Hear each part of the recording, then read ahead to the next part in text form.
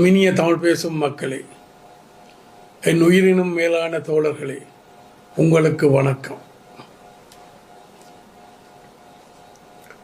தேசத்திற்காக தியாகங்களை ஏற்போம் என சபதமெடுத்தே நாம் தமிழர் உரிமைக்காக போராட புறப்பட்டவர்கள். தியாகம் என்பது உயிர்களை இழப்பது மட்டுமல்ல, சரியான திசைகளை நோக்கி செல்வதுமே ஆகும். அத்தோடு எமது நற்பெயருக்கு களங்கம் ஏற்படும் வகையில் திட்டமிடப்பட்டு பரப்பப்படும் அவதூறுகளையும் பொய்யுரைகளையும் எதிர்கொள்வதுமே மிகப்பெரிய சவாலாக இருக்கின்றது. எமது மக்களின் உரிமை போராட்டத்தின் போது பல நூறு போராளிகளை நாம் அனைவரும் இழந்திருக்கின்றோம்.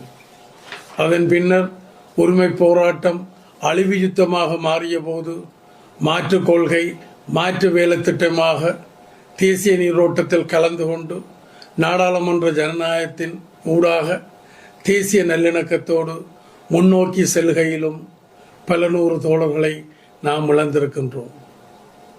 அதேபோல் எமது கட்சியின் நற்பெயருக்கு களங்கம் ஏற்படும் வகையில் அளவற்ற அவதூறுகளையும் நாம் எதிர்கொண்டு வருகின்றோம். இன்று எம்மீது கல்லறிகள் விழுகின்றன.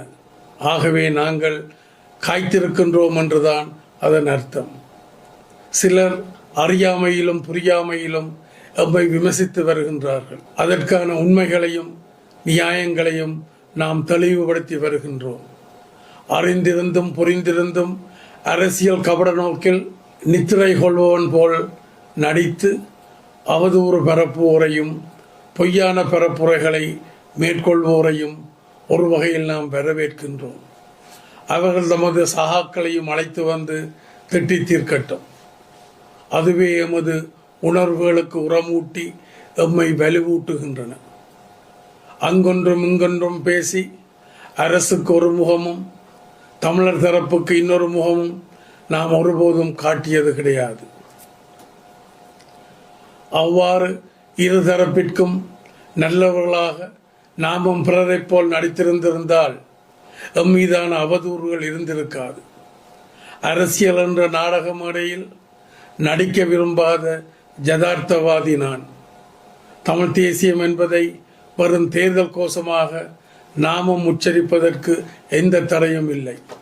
அவ்வாறு போலித்தனமாக நாமும் தமிழ் தேசியத்தை வார்த்தை அளவில் மட்டும் உறக்க பேசியிருந்தால் எம்மீதான அவதூறுகளும் இருந்திருக்காது.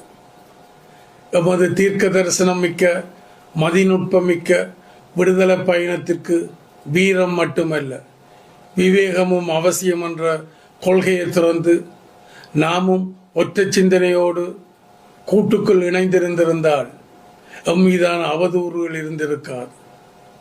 எமது ஆயுதமேந்திய உரிமை போராட்டத்தில் துளி கூட பங்கெடுக்காமல், உடுத்த உடுப்புகள் கூட கசங்காமல் அன்று ஓரத்தில் நின்று வேடிக்கை பார்த்தவர்கள் இன்று அரசுக்கு எதிராக கூச்சலிட்டு போலி முழக்கமிடுகின்றனர். பின்னர் பின்கதவால் சென்று சிலர் அரசுடன் திருட்டுத்தனமாக கைகுலுக்கின்றனர். இதனூடாக சுயலாப தேவைகளையும் பூர்த்தி செய்து வருகின்றனர். அவர்களை விடவும் பல மடங்கு கூச்சலிட்டு அரசுக்கு எதிராக சங்காரமிட்டு சலசலப்பு காட்டியிருக்க முடியும்.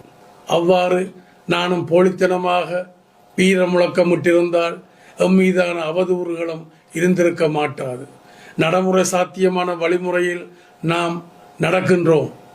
மக்களின் அழிவையை தவிர்த்து ஆக்கத்தை நோக்கி செல்லும் மாற்று கொள்கையோடு, மாற்று வேலை திட்டத்தோடு நாம் நம்பிக்கையுடன் பயணிக்கின்றோம்.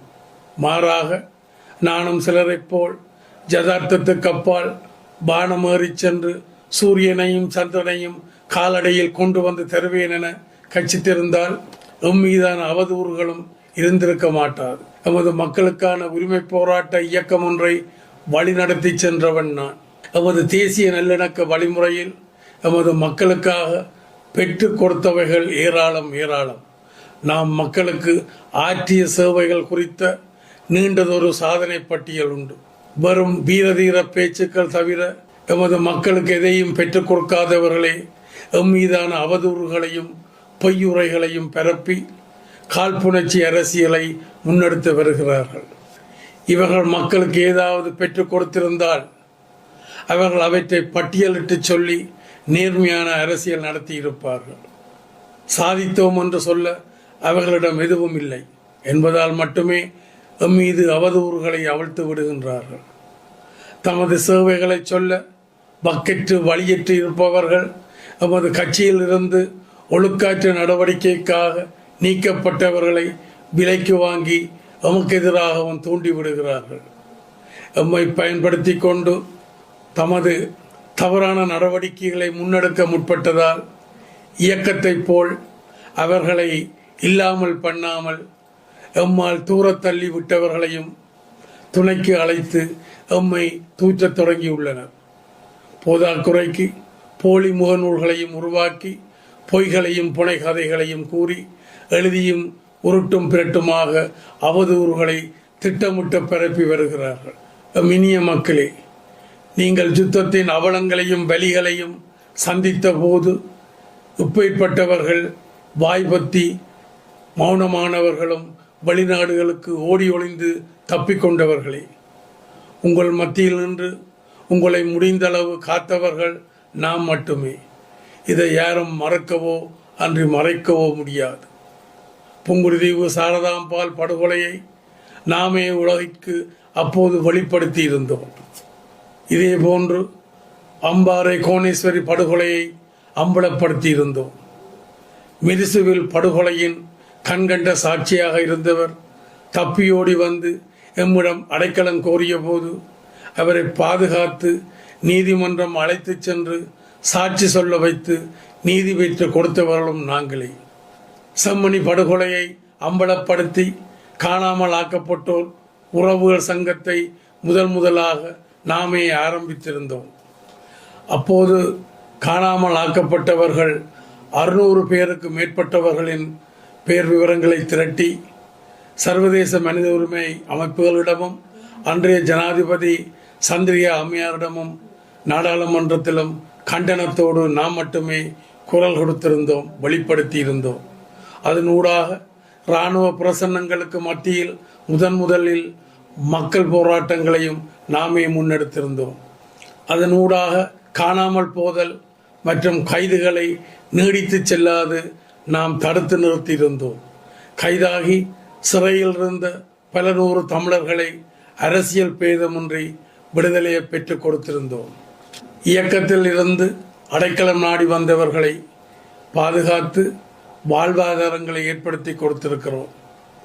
இடம்பெயர்ந்தவர்களை ஆயிரக்கணக்கான ஏக்கர் காணிகளை இராணுவத்திடம் மீட்டு மீள்குடியேற்றம் செய்திருக்கிறோம். இந்திய அரசின் உதவியோடு 50,000 வீட்டு திட்டங்களை பெற்றுக் கொடுத்திருக்கின்றோம். இவ்வாறு நாம் மக்களின் நண்பர்களாக எங்கெல்லாம் நின்றோமோ அங்கெல்லாம் அப்பட்டியலும் மிக நீண்டதும் நடியதுமானது. அப்போது யாராவது எம்மோடு துணைக்கு வந்தார்களா? உணவும் மருந்துமின்றி தவிர்த்திருந்த எமது மக்களுக்கு நாம் தொண்டாற்றிய போது எம்மோடு எவராவது தோள் கொடுக்க முன் வந்தார்களா? வராது வந்த நாயகர்களாக வந்து நின்று வதை சுமந்த மக்களின் வலிகளை தீர்த்தவர்கள் நாம் மட்டுமே. ஒட்டுக்குழு என்றும் துணைப்படை என்றும் சுட்டு விரல் எம்மீது நீட்டுவோர்கள் மிச்ச விரல்கள் அவர்களை நோக்கியே நீள்வதை நினைத்து பார்க்க வேண்டும். எம்மீது சுட்டு விரலை நீட்டுவது கூட சுயலாப அரசியலின் சித்து விளையாட்டுத்தான் என்பதை மக்கள் உணர்ந்து வருகின்றார்கள். இங்கு 2 விடயங்களை நான் பகிரங்கமாக கூறி வைக்க விரும்புகின்றேன். முதலாவது, என் மீதும் கட்சி மீதும் திட்டமிட்டு பரப்பப்படும் விமர்சனங்களில் உண்மை உண்டென்றால் அவர்கள் நீதிமன்றம் சென்று தாராளமாக நீதியை கோரலாம். இரண்டாவது, எந்த விமர்சனங்கள் குறித்தும் நான் பகிரங்க விவாதத்திற்கு தயாராக இருக்கின்றேன். இதனூடாக உண்மைகள் வெளிக்கொணரப்பட வேண்டும், நீதியும் நியாயமும் நிலைநாட்டப்பட வேண்டும். இதுவே எமது ஆழ்மன விருப்பம். சங்கு சுட்டாலும் வெண்மை தரும், எரிந்தாலும் சந்தனத்தின் நறுமணம் மாறுவதில்லை. கொம்பு மாடுகள் முட்டி கோபுரம் சாய்வதில்லை. அவதூறுகளால் எமது லட்சிய பயணம் ஒருபோதும் நின்றுவிடப் போவதில்லை. மாறாக அழுக்குகள் அவதூறுகளாக கொட்டப்படும் போது அவைகள் நமது இலட்சிய விருட்சத்தின் வேர்களுக்கு மேலும் உரமாகுகின்றன. மத்தியில் கூட்டாட்சி, மாநிலத்தில் சுயாட்சி. நன்றி, வணக்கம்.